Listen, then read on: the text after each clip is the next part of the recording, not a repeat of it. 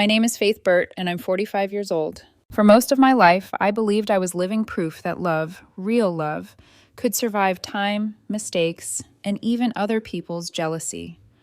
I thought if you were patient enough, kind enough, forgiving enough, everything would eventually fall into place.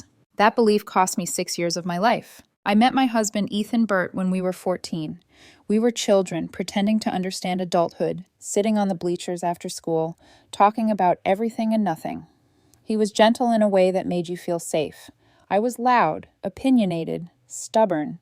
Somehow, we balanced each other perfectly. My parents adored Ethan immediately. My mother used to joke that she finally got the son she never had. My father pulled Ethan aside before our wedding and gave him the same advice he'd once given me. Communicate. Think before you act. Protect your family. I believe those words were carved into stone. Ethan and I married young, but we grew up together instead of apart. Over the years, we built a life that felt unbreakable. We had 4 daughters, Natalie, Paige, Olivia, and Sophie, each one different, each one a piece of my heart walking around outside my body. Our house was loud, messy, alive. It was the kind of home people said felt warm the moment they walked in. And standing just outside that happiness was my younger sister, Lena. Lena is 2 years younger than me. Growing up, she was always the one everyone noticed. Better grades, sharper tongue, easier smile. My parents praised her constantly, not because they didn't love me, but because Lena demanded attention in a way I never did. I learned early how to be the understanding one. I also learned how to ignore my instincts. When Ethan and I were still dating, I noticed the way Lena looked at him. It wasn't obvious, nothing dramatic, just small things. The way she lingered near him at family gatherings, the way she laughed too hard at his jokes, the way she always found an excuse to text him about something meaningless. I told myself I was imagining it. Then we got engaged. That was when Lena finally said it out loud. She cornered Ethan one afternoon while I was at work and confessed that she had loved him since high school, that she thought he'd made a mistake marrying me, that if he ever changed his mind, she'd be waiting. Ethan came home shaken. He didn't hesitate. He told me everything, every word, every look, every uncomfortable second of that conversation. I felt something inside me snap. Lena had crossed a line that couldn't be uncrossed. I wanted her gone from our lives completely. No contact, no forgiveness, no second chances. I didn't care that she was my sister. Blood didn't give her permission to betray me. But once again, I was asked to be understanding. My parents begged me not to tear the family apart. They insisted Lena had spoken out of loneliness and insecurity, not malice. Ethan, ever the peacemaker, said he wanted peace. He believed people could change. I didn't want to disappoint anyone, so I swallowed my anger. I convinced myself that forgiveness was strength, that letting go made me the bigger person. Lena apologized. She cried. She promised she'd never cross that line again. Life moved on, or at least it pretended to. Years passed. Ethan and I focused on raising our daughters, managing work, paying bills, building a future. Lena stayed close to the family but kept her distance from Ethan, or so I thought. My parents praised me for being mature, for handling it well. Sometimes, late at night, I'd replay that moment in my head. The confession, the apology, the uneasy feeling that never quite went away. I told myself I was being paranoid. Then came the week that destroyed everything. I had been away on a work trip for several days. When I came home, the house felt wrong, too quiet, too tense. The air felt heavy, like something awful had already happened and no one knew how to say it out loud. Ethan was sitting in the living room with our daughters, and Lena. Their faces were red, tear-streaked, furious. The moment I stepped inside, Natalie looked at me like she didn't recognize me. Paige started crying. Olivia wouldn't meet my eyes. Sophie clutched Ethan's arm like she was afraid I'd take him away. Before I could even ask what was wrong, Ethan stood up. "How could you do this to us?" he demanded. I laughed, an automatic, confused sound. Do what? Lena didn't look at me. She stared at the floor like she was already grieving something. Ethan pulled out his phone and shoved it toward me. Photos, messages, screenshots that supposedly showed me cheating with a coworker. Intimate words I had never written. Moments I had never lived. My hands started shaking. "This isn't real," I whispered. "I've never cheated on you, ever." Lena finally spoke. She said a coworker of mine, someone she claimed to know, had confessed everything to her. that he'd sent proof, that she'd tried to protect Ethan and the girls. I felt like I was drowning. I begged Ethan to listen to me. I told him Lena had tried to steal him once before, that she was lying, that nothing in those messages made sense. He didn't hear a word. He slapped me. Hard. I was thrown out of my own home that night. My daughters screamed at me as if I were a stranger, as if I were the villain in a story they'd already decided was true.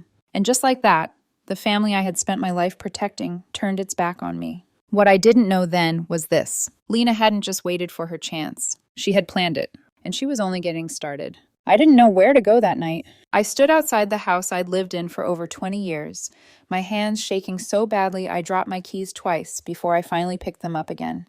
The porch light was still on, casting a warm glow through the window, the same light that used to mean home. Now it felt like a warning. I drove without direction for nearly an hour. I don't remember the roads. I don't remember the music on the radio. All I remember is the sound of my daughters screaming inside my head. "How could you do this, Mom? You're disgusting. I never want to see you again." Those words hurt more than the slap. I ended up in a cheap motel on the edge of town, the kind with flickering lights and a front desk clerk who didn't ask questions. I sat on the bed fully clothed, staring at the wall, replaying every second in my mind, searching for the moment where reality had split in two. I called Ethan, straight to voicemail. I texted him paragraphs at first, then sentences, then just one line over and over again. "Please believe me." No response. The next morning, my parents called. For a split second, hope flared in my chest. Surely they'd listen. Surely they knew me better than this. They didn't. My father's voice was cold, controlled. He told me that what I'd done had humiliated the family, that Ethan and the girls were devastated, that Lena had done the right thing by telling the truth, even though it hurt her to do so. I screamed. I told them Lena had already tried to steal my husband once. I begged them to remember that, to remember who she was. My mother cried softly and said, "People make mistakes, Faith. If you were truly sorry, you'd make this divorce easy on Ethan." Divorce. They had already decided. By the end of the week, Ethan had filed. He refused to meet me in person. Everything went through lawyers. I wasn't allowed back into the house to collect my things unless Lena was present to avoid conflict. That alone should have told me everything. But I explained things away. That's what I do. That's what I've always done. My daughters blocked my number one by one. Natalie was the last. Her final message read, "You are a disgrace to this family." I stopped eating, stopped sleeping. Some days I couldn't even get out of bed. Therapy was the only reason I survived those first months. The therapist said I was experiencing something called familial annihilation, when a person loses their entire support system at once. It felt exactly like that. The divorce was finalized in record time. I signed papers I barely read just to make the pain stop. I didn't fight for assets. I didn't fight for the house. I didn't fight for anything. I thought if I let go quietly, they might come back. They didn't. At the beginning of 2017, I got the message that shattered whatever was left of me. Natalie sent it, just one sentence. "Lena and Dad got married today." I stared at my phone for a long time, waiting for my brain to correct the words, waiting for reality to push back. It never did. My sister married my husband. My daughters attended the wedding. I was erased. For a long time after that, I didn't want to live. I won't pretend otherwise. I spent nights staring at the ceiling, wondering if the world would be quieter without me in it. The only reason I'm here today is because of a gray rescue cat I adopted on a whim one afternoon. He needed me, so I stayed. 5 years passed with no contact. No birthdays, no holidays, no updates. I rebuilt my life piece by piece, learning how to exist without the people I loved most. Then, one evening, my phone rang. Unknown number. I almost didn't answer. When I did, all I heard was sobbing. "Faith," my mother whispered, "we're so sorry." My chest went tight. I asked her why she was calling now. She said Lena had been drunk, that she and Ethan had fought, that in a moment of rage, Lena screamed. I didn't destroy her life just to end up miserable. That was how the truth came out. My mother said everything else needed to be discussed in person. I told her not to contact me again until I was ready. She said she understood. I hung up and sat there in silence, realizing something terrifying. The truth doesn't always heal. Sometimes it just opens the wound again. I waited 3 days before I agreed to see my parents. 3 days of staring at my phone. 3 days of pacing my apartment. 3 days of telling myself I didn't owe them anything, and then arguing with myself that maybe I still did. In the end, I went because I needed answers more than I needed peace. I arrived early Saturday morning. The house looked exactly the same. Same white door, same wind chimes on the porch. For a moment, I felt 18 again, coming home after a bad date, knowing my parents would be there to catch me. My mother opened the door and broke down instantly. She wrapped her arms around me like she was afraid I'd disappear again. I stood stiffly. My father didn't hug me, he shook my hand. That hurt more than I expected. Inside, everything felt painfully normal. The coffee table still had the nick Ethan made when he moved furniture years ago. The smell of my mother's cooking made my stomach twist. She tried to make small talk, told me I looked healthier, that I'd lost weight. When you're depressed, I replied flatly, you forget to eat. Silence fell over the room. I asked them how they found out the truth. My mother explained that Ethan and Lena had been arguing for months, that Lena had grown paranoid, controlling, that one night she screamed that she planned everything, that she had destroyed me so she could have my life. My father started crying. I had never seen him cry in my entire life. He told me he was sorry, that he had failed me, that forcing me to forgive Lena years ago was the biggest mistake he'd ever made. I listened. I didn't cry. I told them reconciliation would take time. That trust wasn't something you could demand after destroying someone. My mother asked if she could tell Ethan I'd consider speaking to him. I said yes, but on my terms. Later that night, Ethan texted me. He asked if he could call. I told him no. He called anyway. I answered out of curiosity, not hope. His voice sounded older, smaller. He said he was sorry, that he'd been manipulated, that Lena had been his rock after the divorce, and that one thing led to another. Then he told me something that knocked the air out of my lungs. Lena was pregnant. I told him not to expect reconciliation, not to give himself false hope.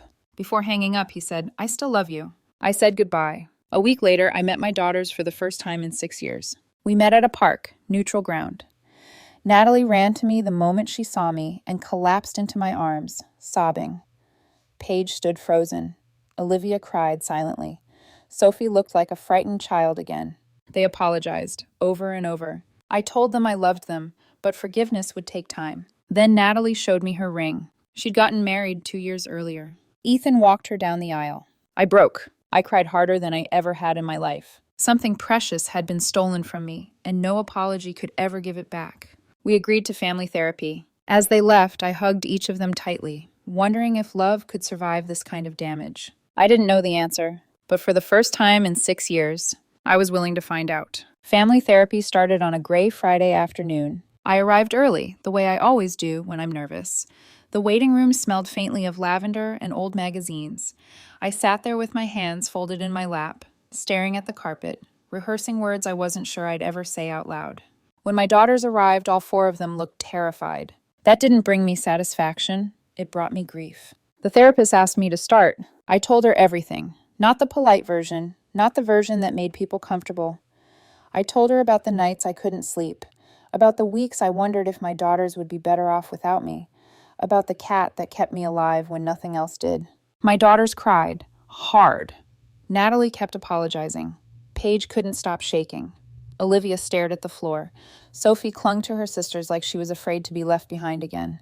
The therapist said something that stuck with me. Forgiveness is not forgetting. It's choosing to move forward without denying the past. After the session, we went to dinner. It was awkward, cautious, fragile, but real. They came back to my place afterward and met my cat. They brought me copies of old photos they'd saved. I held them like they were relics from another life. Over time, conversations became easier. Laughter returned in small doses. Ethan tried to reach out again. I didn't respond. Some things don't deserve a second chance. Lena disappeared from their lives completely. No contact, no updates, no explanations. I don't know what will happen next. I don't know how much of my family I'll get back. But I do know this. I survived something meant to destroy me. And that makes me stronger than the people who tried.